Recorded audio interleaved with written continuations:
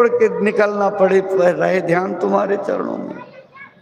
बैरी कुल संसार बने सब, तब भी हम आपका ध्यान रखेंगे। जब इतनी बातें गाते हो तो उतारो भी तो।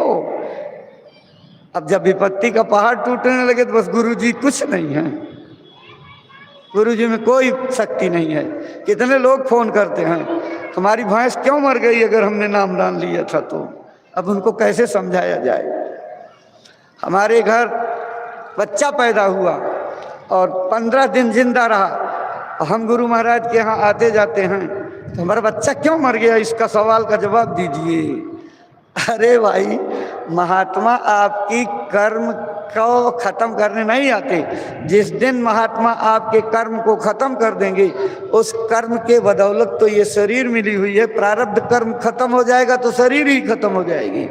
तो आप महात्मा से क्यों वो काम करना चाहते हो जिसमें आपका नुकसान है। महात्मा ये दुनिया की चीज देने नहीं तो बड़ी चीज देने आते हैं। अब उस बड़ी चीज तक हमारी सोच नहीं है, हमारी पहुंच नहीं है, हमारी क्षमता नहीं है, हम उस चीज की कीमत को नहीं समझते। इसलिए जितनी दूर तक है उसी को हम समझते हैं बहुत बड़ा।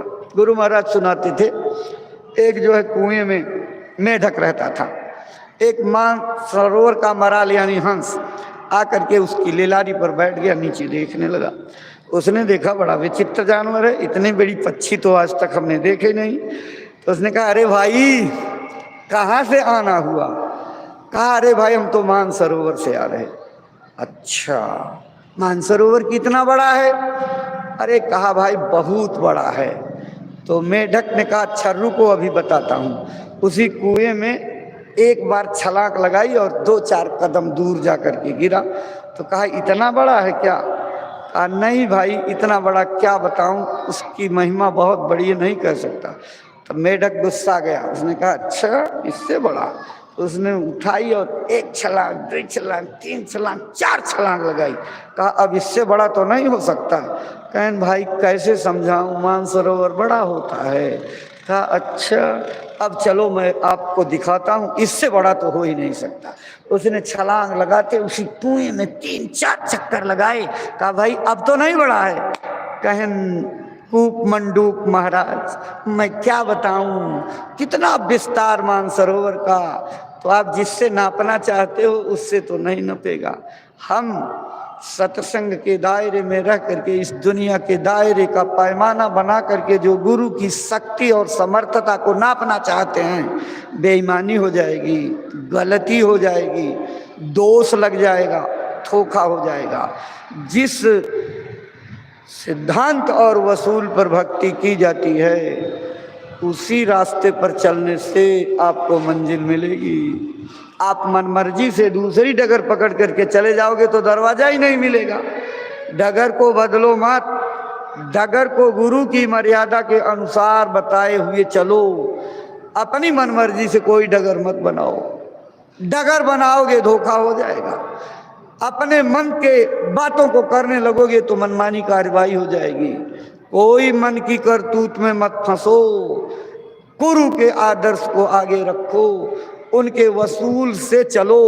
जो नियम उन्होंने बना रखा हमारे लिए वही आचार संहिता है, वही मेरी रामायण है, वही मेरी गीता है, वही मेरा पुराण है, वही मेरा धर्म है, वही मेरा कर्तव्य है, वही मेरा पुरुषार्थ और परमार्थ है। इसलिए गुरु के संकेत किए हुए रास्ते पर चलने के लिए अपने को तैयार करो। पहला रास्ता ये कई बार कह चुका हूं, फिर दोहरा रहा हूं।